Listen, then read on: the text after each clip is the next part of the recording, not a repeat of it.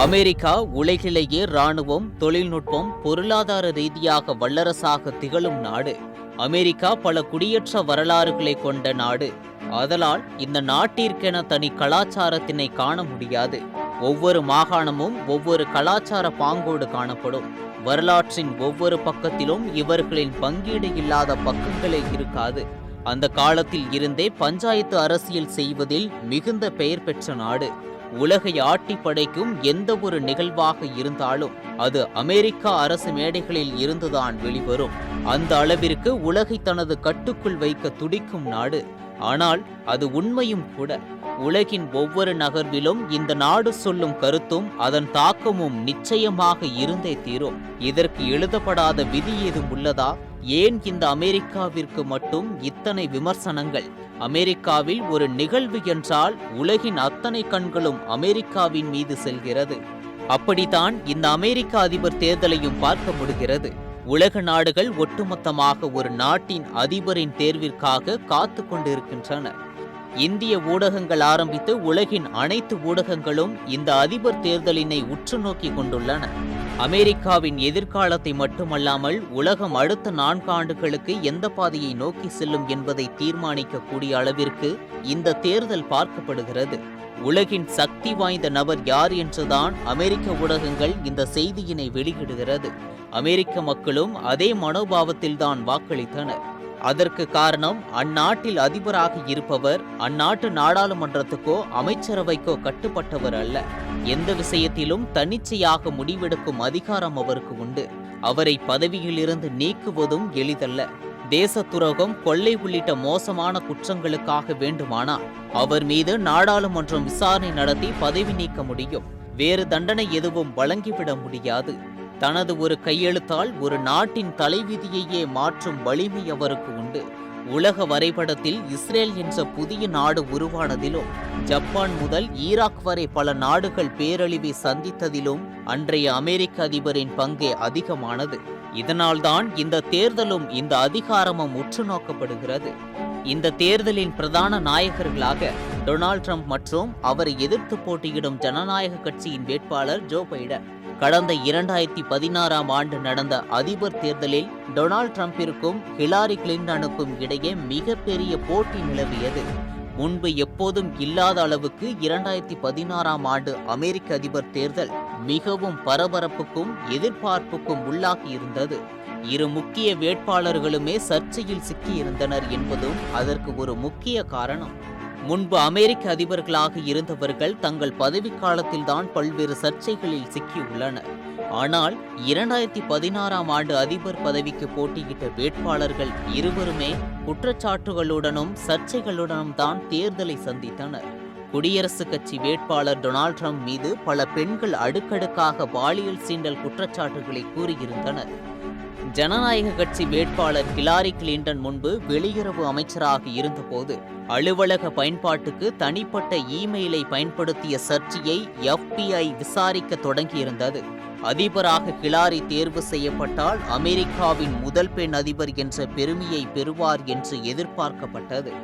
உலகின் பழமையான ஜனநாயக நாடான அமெரிக்காவில் ஜனநாயகத்தின் முக்கிய அடையாளமாக திகழும் அதிபர் வேட்பாளர்களின் நேரடி விவாதத்தில் ஹிலாரியின் கையே ஓங்கியது. மேலும் சர்ச்சைக்குரிய பேச்சுகளும் பல பெண்கள் கூறிய குற்றச்சாட்டுகளும் ட்ரம்புக்கு சிறிய பின்னடைவை ஏற்படுத்தின. இருந்தும் அந்த தேர்தலில் ட்ரம்ப் வெற்றி பெற்றதாக அறிவிக்கப்பட்டு அமெரிக்காவின் அதிபரானார். குடியரசுக் கட்சி சார்பில் போட்டியிட்டு டொனால்ட் ட்ரம்ப் 2016இல் பதவியேற்றதில் இருந்து அங்கு உள்நாட்டு அரசியல் மட்டுமல்லாமல் சர்வதேச அரசியல், பன்னாட்டு உறவுகள் மற்றும் நிகழ்வுகள் பெரும் மாற்றத்தை சந்தித்து விட்டன. உலகின் மற்றொரு பொருளாதார வல்லரசான சீனாவுடனான வர்த்தக உறவில் அமெரிக்கா பெருமளவு பின்தங்கியிருந்தது. அதாவது அமெரிக்கா சீனாவிற்கு ஏற்றுமதி செய்யும் அளவை விட சீன பொருட்கள் பெருமளவில் அமெரிக்காவிற்கு இறக்குமதி செய்யப்படுகின்றன. இந்த வர்த்தக பற்றாக்குறை வித்தியாசம் 345 பில்லியன் அமெரிக்க டாலர்களை விட அதிகம். இந்த வர்த்தக ஏற்றத்தாழ்வை சரி செய்ய அதிபர் ட்ரம்ப் அதிரடி நடவடிக்கைகளை மேற்கொண்டார். சீன பொருட்கள் மீது கூடுதல் வரி சுமத்தப் போவதாக அறிவித்தார். இறுதியில் வரும் ஆண்டுகளில் அமெரிக்காவில் இருந்து 250 பில்லியன் டாலர்கள் அளவிற்கு பொருட்களை வாங்க சீனா ஒப்புக்கொண்டது. இது அமெரிக்காவின் விவசாய ஏற்றுமதியை பெருமளவு நம்பியிருக்கும் அமெரிக்க மாநிலங்களில் அவருக்கும் பெரும் ஆதரவை கூட்டியது. சட்டவிரோத குடியேற்றத்தை தடுக்கும் விதமாக பல்வேறு மனித உரிமை குழுக்களின் எதிர்ப்பையும் மீறி அண்டைய நாடான மெக்சிகோவுடனான எல்லையை ஒட்டி ஒரு தடுப்பு சுவரையும் எழுப்ப ட்ரம்ப் உத்தரவிட்டார். இது அமெரிக்காவில் வலதுசாரி எண்ணம் கொண்டோரிடையே அவரது செல்வாக்கை உயர்த்தியது. இப்படி பல்வேறு விடயங்கள் ட்ரம்பிற்கு ஆதரவாக இருந்ததால் அவரை மீண்டும் தேர்தலில் வெல்வார் என்ற கருத்து இந்த ஆண்டின் தொடக்கத்தில் நிலவியது. ஆனால் கொரோனா வைரஸின் வருகை அமெரிக்காவையே புரட்டி போட்டுவிட்டது. அமெரிக்காவில் தற்போது 90 லட்சத்திற்கும் அதிகமானோர் கொரோனாவால் பாதிக்கப்பட்டுள்ளனர். தவிர 2.30 லட்சத்துக்கும் அதிகமானோர் இந்த வைரஸ் பாதிப்பால் இறந்து போயிருக்கிறார்கள். உலகிலேயே அதிகம் பாதிக்கப்பட்டோர் எண்ணிக்கையில் அமெரிக்கா முதலிடம் வகிக்கிறது. தொடக்கத்திலேயே ட்ரம்ப் நிர்வாகம் சுதாரித்து செயல்பட்டிருந்தால் கொரோனாவின் பாதிப்புகளை கட்டுப்படுத்தி இருக்கலாம் என்ற பலரும் கருதுகின்றனர். கொரோனா பரவல் காரணமாக அறிவிக்கப்பட்ட கட்டுப்பாடுகளால் பொருளாதாரம் பாதிப்படைந்தது. லட்சக்கணக்கானோர் வேலை வாய்ப்பை இழந்துவிட்டனர். இந்த பெருந்தொற்றின் விளைவாக குடியரசுக் கட்சி வெல்லும் வாய்ப்புள்ளதாக கருதப்பட்ட பென்சில்வேனியா, அரிசோனா மற்றும் விஸ்கான்சின் போன்ற மாகாணங்களில் தேர்தலுக்கு முந்தைய கருத்து கணிப்பில் ஜனநாயக கட்சியின் வேட்பாளர் ஜோ பைடன் முன்னிலை வகித்தார். எதையும் வெளிப்படையாகவும் அடுத்தவர் மனம் புண்படுமா என்பதை பற்றி கருதாமல் மனதில் தோன்றியதை பட்டென பேசும் ட்ரம்ப் அவர்களின் சுபாவம் அமெரிக்கர்களிடையே பெரிய கருத்து வேறுபாட்டை உண்டாக்கியிருக்கிறது. இன ரீதியாக பிளவு, கொள்கை ரீதியிலான பிளவு போன்றவை அமெரிக்காவை பெரிதும் பாதித்திருப்பதாக பரவலான கருத்து நிலவுகிறது. ஜனநாயக கட்சியின் வேட்பாளர் ஜோ பைடனை பொறுத்தவரை அவருக்கு நீண்ட அரசியல் அனுபவம். 2 முறை அதிபர் பராக் ஒபாமா நிர்வாகத்தில் துணை அதிபராக இருந்திருக்கிறார். இளம் பிராயத்தினர், கருப்பின மக்கள், தெற்காசிய வம்சாவளியினர் என பல தரப்பு ஆதரவு அவருக்கு இருக்கிறது. இது தவிர முதன்முறையாக கருப்பின மற்றும் இந்திய வம்சாவளியை சேர்ந்த செனட்டர் கமலா ஹாரிஸ் அவர்களை துணை அதிபர் வேட்பாளராக தேர்வு செய்திருப்பதும் பைடன் அவர்களுக்கு வலு சேர்த்திருக்கிறது. நடுத்தர மற்றும் பொருளாதார ரீதியில் பின்தங்கியிருப்போருக்கு மருத்துவ காப்பீடு, வெளிநாடுகளில் இருந்து குடியேற பணிபுரிய வருபவருக்கு உதவிகள் போன்றவை பைடனின் கொள்கைகள். அவர் அனைவரையும் அரவணைத்து செல்வார் என்ற எதிர்பார்ப்பு இருக்கிறது. அவருக்கு எதிராக வைக்கப்படும் விமர்சனம் 78 வயதில் அவரால் உலகின் கடினமான பணிகளில் ஒன்றை செய்ய முடியுமா என்பது. இது தவிர பிரச்சார மேடைகளில் கவனக்குறைவாக பேசுவது, மறதி போன்றவை அவரது பலவீனம் என்கிறார்கள். தனிப்பட்ட வாழ்க்கையில் பல துயர சம்பவங்களை சந்தித்தவர் ஜோ பைடன் அதையெல்லாம் தாண்டி வந்து சாதித்திருக்கிறார். பிளவுபட்டுள்ள அமெரிக்காவை ஒன்றுபட வைக்க ஜோ பைடனால் முடியும். இன, நிற, மத பேதமில்லாமல் அனைவரையும் அரவணைக்கும் பக்குவம் அவரிடம் இருக்கிறது என்கின்றனர் அவரது ஆதரவாளர்கள். அமெரிக்க அதிபர் தேர்தல் முடிவுகளை அந்நாட்டு மக்கள் மட்டுமல்லாது உலகமே ஆவலுடன் எதிர்பார்ப்பது வழக்கமான நிகழ்வுதான். முக்கியத்துவம் வாய்ந்த இந்த தேர்தல் நடத்தப்படும் முறை முற்றிலும் மாறுபட்டது. வல்லரசு நாடு வாக்குச்சீட்டு முறையில்தான் தனது அதிபரை தேர்வு செய்கிறது. அமெரிக்க அதிபர் தேர்தல் என்பது அதிபர், துணை அதிபர் ஆகிய இருவரையும் தேர்ந்தெடுக்கும் தேர்தலாகும். ஒவ்வொரு லீப் ஆண்டிலும் நவம்பர் மாதத்தில் வரும் முதல் திங்கட்கிழமைக்கு அடுத்த செவ்வாய்க்கிழமை அன்று அதிபர் தேர்தல் நடத்தப்படுகிறது. அமெரிக்க அதிபர் தேர்தல் நடைமுறைகளை உன்னிப்பாக கவனித்தால் அதிபராக தேர்வு செய்யப்படுபவர் நாடு முழுவதும் மக்களின் பெரும்பான்மையான வாக்குகளை பெற்றால் மட்டும் போதாது. மாகாண ரீதியில் தேர்வாளர் குழுவின், அதாவது எலக்டோரல் காலேஜ் என்னும் குழுவின் வாக்குகளை அதிகம் பெற வேண்டும் என்பது கட்டாயமாகும். 228 ஆண்டுகால பாரம்பரியம் கொண்ட அமெரிக்க அதிபர் தேர்தலில் அரசியல் சட்டப்படி மாகாண அளவிலான தேர்வாளர் குழு மூலமாகவே அதிபரும் துணை அதிபரும் தேர்ந்தெடுக்கப்படுகின்றனர். எனினும் இந்த தேர்வாளர் குழு நேரடியாக மக்களால் தேர்ந்தெடுக்கப்படுவதால் மாகாண வாரியாக மக்கள் செல்வாக்கு உள்ளவர்கள்தான் அதிபராகவும் துணை அதிபராகவும் முடியும். அமெரிக்காவின் 50 மாகாணங்கள் மத்திய அரசின் ஆட்சிக்கு உள்பட்ட தலைநகர் பகுதியான கொலம்பியா மாவட்டம் ஆகியவற்றில் இருந்து 538 தேர்வாளர்கள் தேர்வு செய்யப்படுவார்கள். பல்வேறு மாகாணங்களில் இருந்து தேர்ந்தெடுக்கப்படும் தேர்வாளர் குழுவினர் தேர்தல் முடிந்த பிறகு வரும் டிசம்பர் மாதத்தின் 2வது புதன்கிழமைக்கு அடுத்து வரும் திங்கட்கிழமை அந்தந்த மாகாண தலைநகரங்களில் கூடுவார்கள். 51 இடங்களிலும் ஒரே நேரத்தில் தேர்வாளர்கள் கூட்டம் நடக்கும். மற்ற நாடுகளில் நடத்தப்படும் தேர்தல்களில் முற்றிலும் மாறுபட்ட முறை இங்கு கடைபிடிக்கப்படுகிறது. அமெரிக்க அதிபர் தேர்தலை நடத்த தனியாக நாடு தழுவிய அளவில் தேர்தலை நடத்துவதற்கு தேர்தல் ஆணையம் கிடையாது என்பது குறிப்பிடத்தக்க அம்சமாகும். அமெரிக்காவை பொறுத்தவரை தேர்தலை நடத்தும் பொறுப்பு மாகாணங்களிடம்தான் உள்ளது. அந்தந்த மாகாண சட்டத்துக்கும் மத்திய அரசியல் சட்டத்துக்கும் உள்பட்டு வெவ்வேறு முறைகளில் ஒரே நாளில் தேர்தல் நடத்தப்படுகிறது. இதனால் வீண் குழப்பமோ சந்தேகமோ தவிர்க்கப்படும் என அந்த நாடு எண்ணுகிறது. அமெரிக்காவில் கலிபோர்னியா, நியூயார்க் உள்ளிட்ட மாகாணங்களில் ஜனநாயக கட்சி பலமாக உள்ளது. டெக்சஸ், அலபாமா உள்ளிட்ட சில மாநிலங்கள் குடியரசுக் கட்சியின் கோட்டையாக உள்ளது. எனவே இந்த மாநிலங்களில் அந்தந்த கட்சிகள் தேர்வாளர் குழுவுக்கு தேவையான பெருவாரியான வாக்குகளை பெற்றுவிடும். அதே நேரத்தில் காலங்காலமாக இரு கட்சிகளுக்கும் மாற்றி மாற்றி வாக்களிக்கும் மக்களை அதிகம் கொண்ட Florida, Colorado, Michigan, Wisconsin, Ohio உள்ளிட்ட 11 மாகாணங்களில்தான் ஸ்விங் ஸ்டேட்டஸ் வாக்குகளை பெற கடும் போட்டி நிலவி வருகிறது. அங்கும் சுயேட்சை கட்சிகள் போன்ற உதிரி கட்சிகளும் இருக்கின்றன. அதிபர் தேர்தலில் ஜனநாயக கட்சிக்கும் குடியரசுக் கட்சிக்கும் தான் முக்கிய போட்டி என்றாலும் மாகாண அளவில் செயல்படும் பல்வேறு சிறிய கட்சிகளும் சுயேட்சை வேட்பாளர்களும் அதிபர் தேர்தலில் போட்டியிடுவதை வழக்கமாகவே கொண்டுள்ளனர். இந்த தேர்தலிலும் சுதந்திர கட்சி, பசுமை கட்சி, அரசமைப்பு கட்சி மற்றும் சுயேட்சைகள் சிலர் அதிபர் பதவிக்கும் துணை அதிபர் பதவிக்கும் போட்டியிடுகின்றனர். அமெரிக்கா கம்யூனிஸ்ட் கட்சி உள்பட சுமார் 35க்கும் அதிகமான கட்சிகள் அங்கு உள்ளன. நகர அளவில் செயல்படும் கட்சிகளும் அங்கு உள்ளன. இதை அதிபர் தேர்தலில் போட்டியிட சில தகுதிகள் எதிர்பார்க்கப்படுகிறது. இந்த தகுதிகள் ஒருவருக்கு இருந்தால் மட்டுமே அவர் அதிபர் தேர்தலுக்கு போட்டியிட சரியான நபராக எடுத்துக் கொள்ளப்படுகிறார். முதலில் அவர் அமெரிக்காவில் பிறந்த அந்நாட்டு குடிமகனாக இருக்க வேண்டும். மேலும் 35 வயது நிறைவடைந்திருக்க வேண்டும். கண்டிப்பாக 14 ஆண்டுகளாவது அமெரிக்காவில் வசித்திருக்க வேண்டும். அப்போதுதான் அவர் அதிபர் தேர்தலுக்கு போட்டியிட தகுதியானவர். அமெரிக்க முன்னாள் அதிபர் பராக் ஒபாமா அதிபர் தேர்தலில் போட்டியிட முடிவு செய்த போது அவர் அமெரிக்காவில் பிறந்த குடிமகன் அல்ல என்று சர்ச்சை எழுந்தது. இது தொடர்பாக வழக்குகள் தொடரப்பட்டாலும் இறுதியில் ஒபாமாவுக்கு ஆதரவாகவே தீர்ப்பு வந்தது. ஒபாமா பிறந்த ஹவாய் தீவுகள் கடந்த 1959ஆம் ஆண்டுதான் அமெரிக்காவின் 50வது மாகாணமாக இணைக்கப்பட்டது. மாகாணத்தில் மக்கள் வாக்குகளின் அடிப்படையில் 270 தேர்வாளர்கள் தேர்ந்தெடுக்கப்படுகின்றனர். 270 தேர்வாளர்களின் விருப்ப முடிவே அதிபரின் வெற்றியாக அறிவிக்கப்படுகிறது. கடந்த 1964 முதல் நாடு முழுவதும் 538 தேர்வாளர்கள் தேர்வு செய்யப்படுகின்றனர். மாகாணங்களில் நடக்கும் தேர்தல் முடிவுகள் வெளியானதும் அதிபர் யார் என்பது முடிவாகிவிடும்.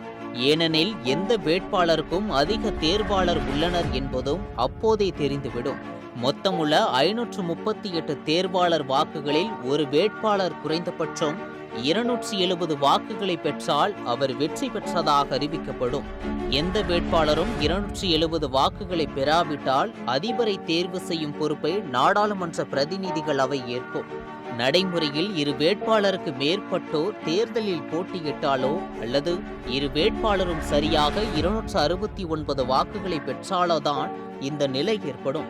1800ஆம் ஆண்டுகளில் இருமுறை மட்டுமே நாடாளுமன்ற பிரதிநிதிகள் அவை மூலம் அதிபர் தேர்வு நடைபெற்றுள்ளது.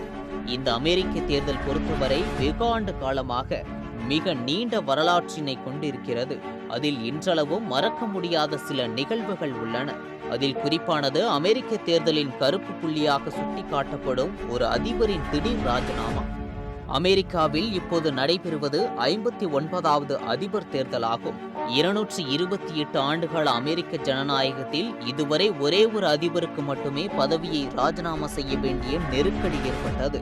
அமெரிக்க வரலாற்றில் கரும்புள்ளியாக இப்போது வரை நீடிக்கும் வாட்டர்கேட் முறைகேட்டில் சிக்கி பதவியை ராஜினாமா செய்தவர் அமெரிக்காவின் 37வது அதிபர் ரிச்சர்ட் நிக்சன். ஊழல் முறைகேடுகளுக்கு பின்னால் ஆங்கிலத்தில் கேட் என்ற அடைமொழி, அதாவது கோல்கேட் நிலக்கரி சுரங்க முறைகேடு சேர்க்கப்பட காரணமாக இருந்ததும் வாட்டர்கேட் முறைகேடுதான். 1972ஆம் ஆண்டு குடியரசுக் கட்சி சார்பில் இரண்டாவது முறையாக அமெரிக்க அதிபர் தேர்தலில் போட்டியிட்ட நிக்சன் எதிர்க்கட்சியான ஜனநாயக கட்சியின் தலைமையகம் அமைந்த வாட்டர்கேட் அலுவலகத்தில் ஒட்டு கேட்டும் கருவிகளை பொருத்தி அவர்களின் தேர்தல் உத்திகளை அறிந்து கொண்டார் என்பது நிக்சன் மீதான குற்றச்சாட்டு. 1974ஆம் ஆண்டில் இந்த விவகாரம் விஸ்வரூபம் எடுத்தது. இதையடுத்து பல்வேறு நெருக்கடிகளுக்கு மத்தியில் தனது குற்றத்தை நிக்சன் ஒப்புக்கொண்டார். எனினும் பதவியை ராஜினாமா செய்ய அவர் முன்வரவில்லை.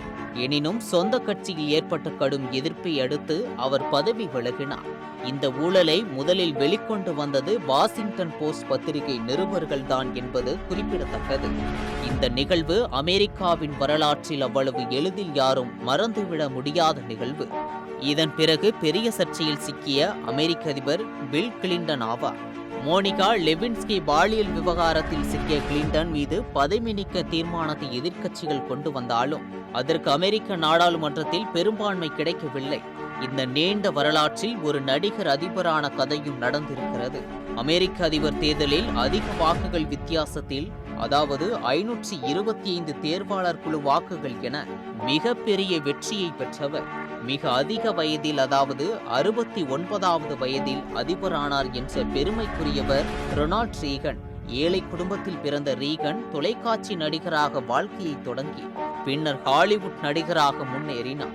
நடுவே இராணுவத்திலும் சிறிது காலம் பணியாற்றினார். பிறகு அரசியலில் நுழைந்து குடியரசுக் கட்சியில் இணைந்து கலிபோர்னியா மாகாண ஆளுநராக உயர்ந்து இறுதியாக வெள்ளை மாளிகையை அடைந்த சிறப்புக்குரியவர் ரொனால்ட் ரீகன். 1981 முதல் 1989 வரை அமெரிக்க அதிபராக இருந்த ரீகன் அமெரிக்க பொருளாதாரத்தில் பல்வேறு மாற்றங்களை கொண்டு வந்ததுடன் இராணுவத்தையும் பலப்படுத்தினார்.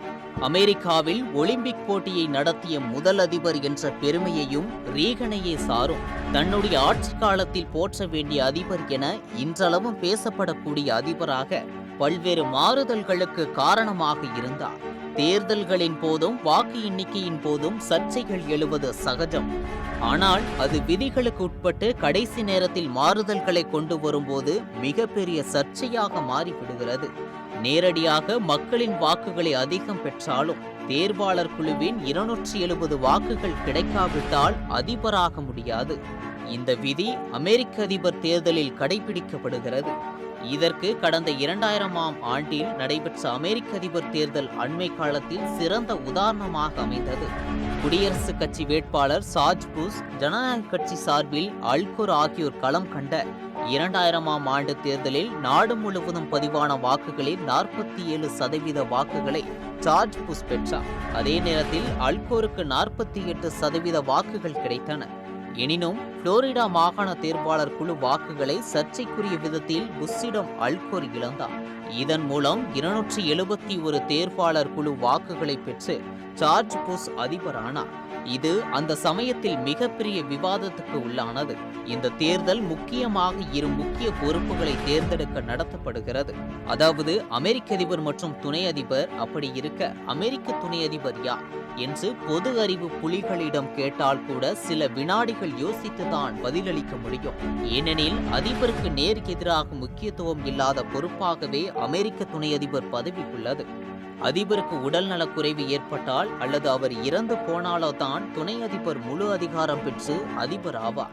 இது தவிர செனட் அவையை நடத்தும் பொறுப்பு துணை அதிபருக்கு உண்டு.